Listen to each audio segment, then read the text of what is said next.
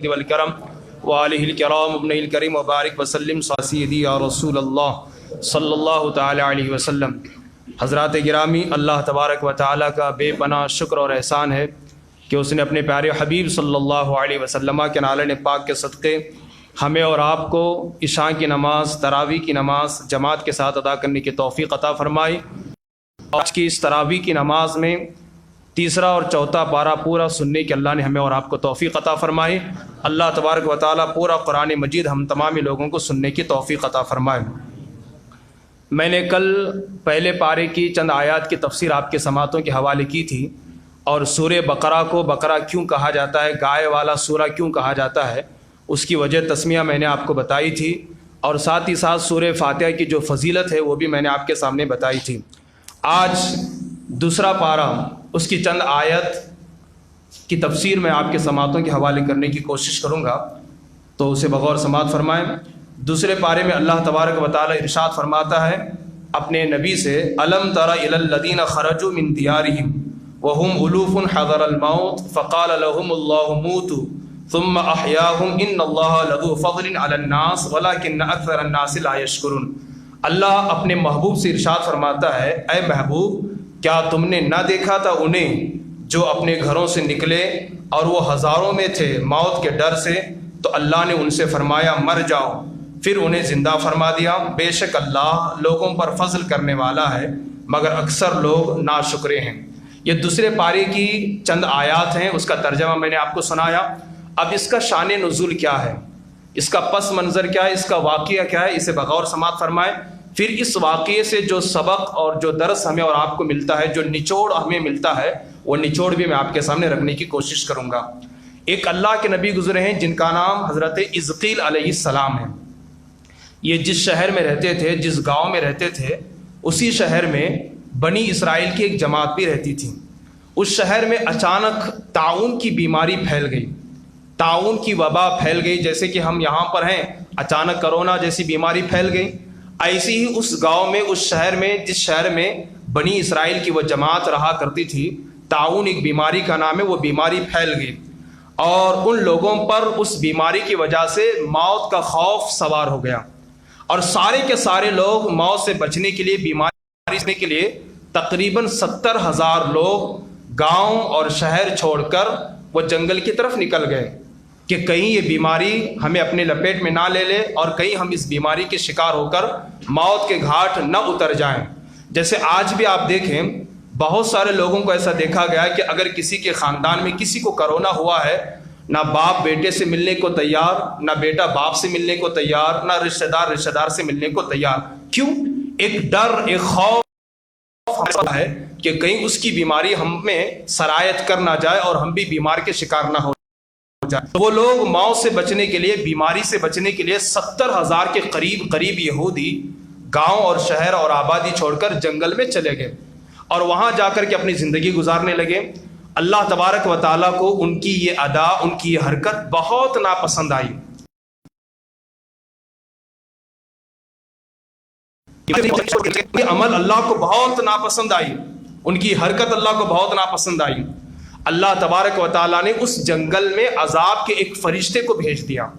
اب عذاب کا فرشتہ آیا، آ کر کے ایک پہاڑ کے آڑ میں چھپ کر اس نے ایک بہت ہی دردناک، کربناک، خوفناک آواز میں چیخ کر کے کہا، چلا کر کے کہا، موتو، تم سب کے سب مر جاؤ۔ وہ فرشتے کی آواز میں اتنا روب تھا، اس فرشتے کی آواز میں اتنا ہیبت ناک اور اتنا خوف تھا کہ وہ آواز سن کر کے سارے مر گئے۔ 70,000 یہودی جنگل میں مر گئے، اور پھر 8 دنوں تک بغیر کفن کے، بغیر دفن کے ان کی لاشیں جنگل میں یوں پڑی رہی، اور پھر 8 دنوں کے بعد وہ اس قدر بدبودار ہو گئی لاشیں کہ پورے جنگل میں کیا، اطراف اور اکناف میں جو شہر اور جو گاؤں تھے وہاں تک بدبو پھیلنے لگی۔ کچھ لوگوں کو ان کی لاشوں پر رحم آ گیا، اور انہوں نے چاروں طرف سے دیوار کھڑی کر دی تاکہ ان کی لاش جنگلی جانور اور درندوں سے محفوظ رہ سکیں۔ کچھ دنوں کے بعد اللہ کے نبی حضرت حزقیل علیہ السلام جو اسی شہر میں رہتے تھے، ان کا گزر وہاں سے ہوا۔ آپ نے کیا دیکھا کہ 70,000 یہودی یوں مرے پڑے ہیں، ان کی لاشوں کو، ان کے جسموں کو دیکھ کر آپ کا دل جو ہے نا وہ بھر آیا رنج و غم سے۔ آپ دیدہ ہو گئے، رونے لگے، اور روتے روتے اپنے ہاتھوں کو اللہ کی بارگاہ میں اٹھا کر کے دعا کرتے ہیں، اللہ یہ میری قوم کے لوگ تھے اور ان سے مجھے بڑی محبت تھی، ان سے مجھے بڑا پیار تھا۔ اور یاد رکھیں ہر نبی کو اپنی امت سے بے پناہ محبت ہوتی ہے۔ ایک ماں جتنی محبت اپنے بیٹے سے نہیں کرتی، ایک باپ جتنی محبت جتنا پیار اپنے بیٹے سے نہیں کرتا، اس سے کہیں زیادہ نبی اپنی امت سے کرتے ہیں۔ جیسے آپ نے ہمارے نبی کے بارے میں سنا ہوگا نا، آج ہمیں تو اس نبی کی شریعت اور سنت کی کوئی فکر نہیں ہے، لیکن میں آپ کو ایک نہیں 10 کتابوں کا حوالہ دے کر کے بتا سکتا ہوں، دنیا میں کوئی ماں ایسی نہیں ہے، کوئی باپ ایسا نہیں ہے جو کھانے بیٹھے اور ہر لقمے پر اپنے بیٹے کو یاد کرتا ہو۔ مگر حضور کی زندگی اٹھا کر کے دیکھیں، اللہ کے نبی صلی اللہ علیہ وسلم جب دسترخوان پر بیٹھتے اور جب کھانے کے لیے لقمہ اٹھاتے، ہر لقمے پر اپنی امت کو یاد فرمایا کرتے تھے۔ اس لیے مفسرین فرماتے ہیں کانٹا انسان کو چبھتا ہے، درد انسان کو ہوتا ہے، لیکن بے چین و بے قرار مدینے کے تاجدار ہوتے ہیں۔ بے پناہ محبت ہوتی ہے نبی کو اپنی امت سے۔ حضرت حزقیل علیہ السلام نے جب دیکھا کہ 70,000 یہودی مرے پڑے ہیں، آپ رونے لگے، دل بھر آیا رنج و غم سے، اور روتے روتے آپ نے ہاتھ اٹھا کر کے دعا کی، اللہ ان لوگوں سے مجھے بڑی محبت تھی، ان لوگوں سے مجھے بڑا پیار تھا، اور یہ میرے ہر دکھ سکھ میں میرے شریک ہوتے، اللہ نادانی میں ان سے غلطی ہو گئی۔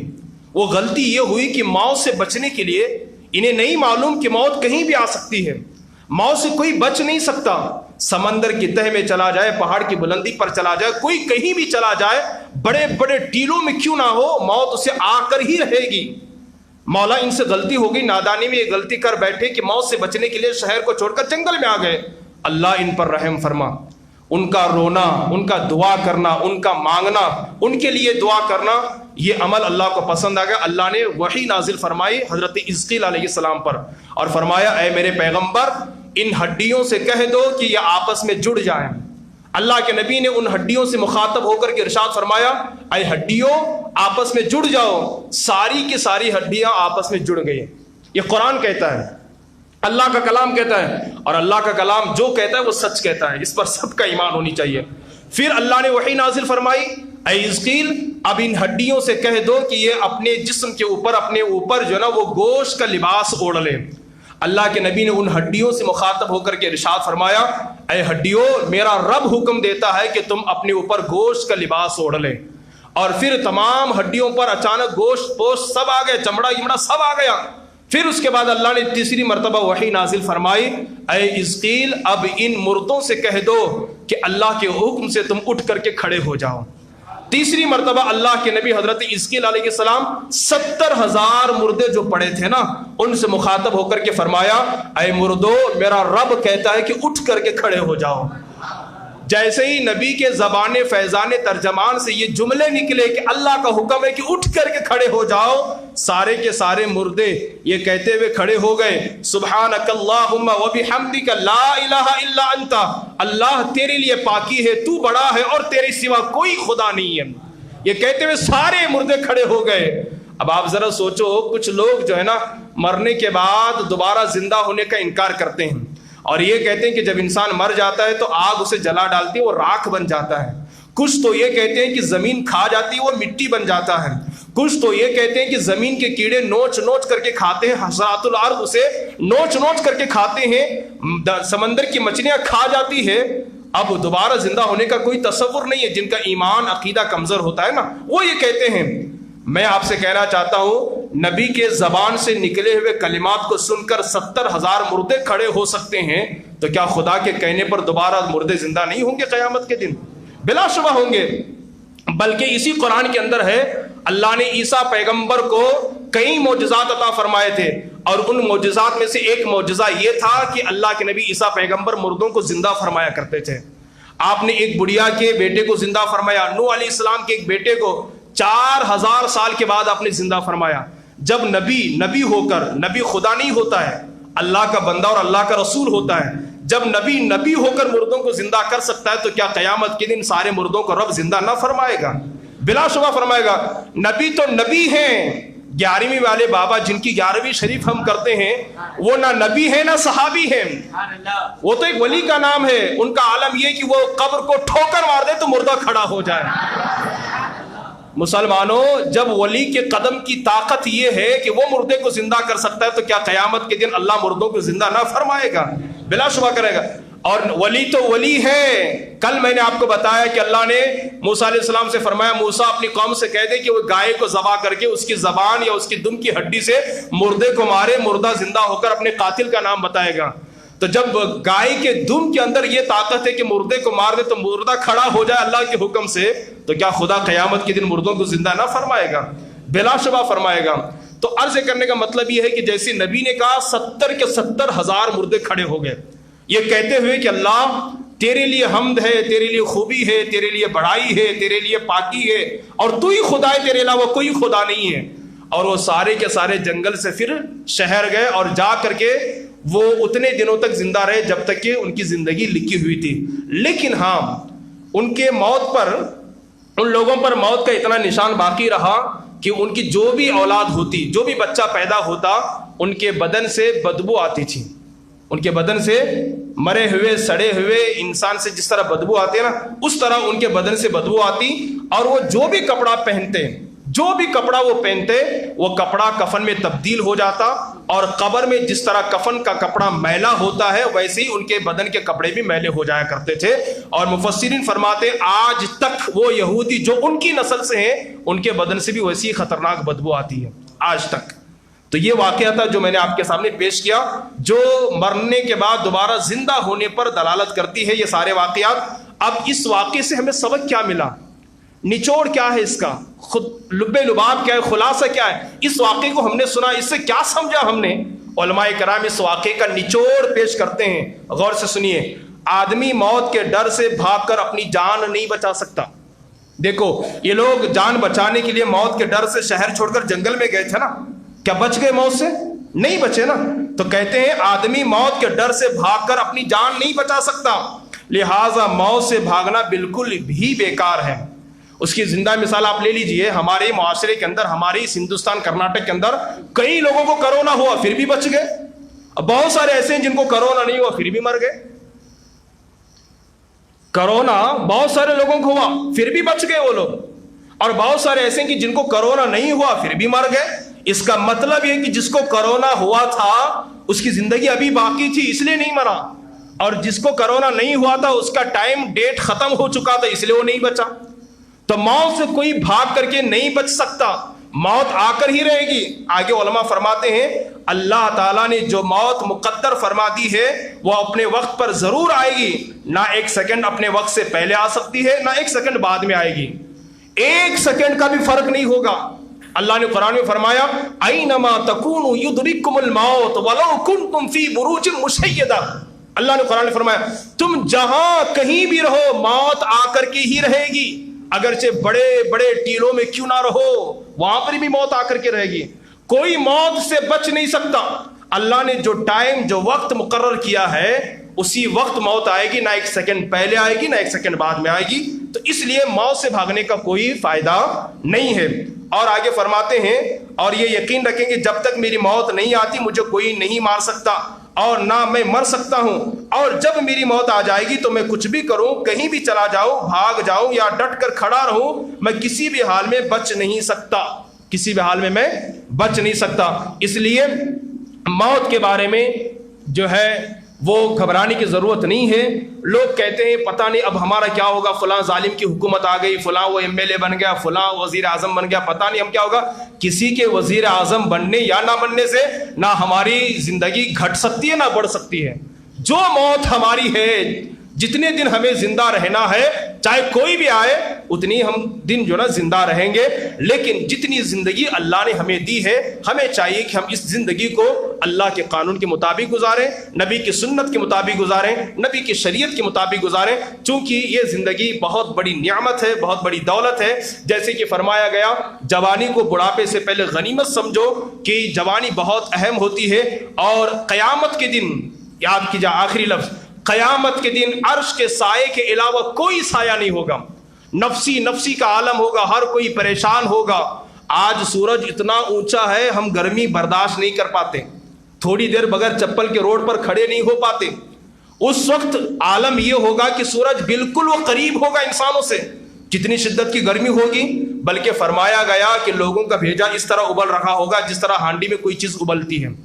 لوگوں کا بھیجا اس طرح ابل رہا ہوگا, کوئی پسینے میں گھٹنوں تک ڈوبا ہوگا, کوئی کمر تک ڈوبا ہوگا, کوئی گردن تک ڈوبا ہوگا. جو جتنا گنہگار ہوگا اس اعتبار سے وہ عذاب میں گرفتار ہوگا. وہاں پر کوئی کسی کا یار ہوگا نہ مددگار ہوگا, صرف عرش کا سایہ ہوگا. اور وہ عرش کا سایہ اللہ صرف 7 لوگوں کو عطا فرمائے گا. کتنے لوگوں کو؟ 7 لوگوں کو. ان 7 لوگوں میں ایک خوش نصیب انسان وہ بھی ہے, وہ نوجوان ہے جو اپنی جوانی میں گناہ کرنے کی بجائے اللہ کی عبادت میں گزاری ہو.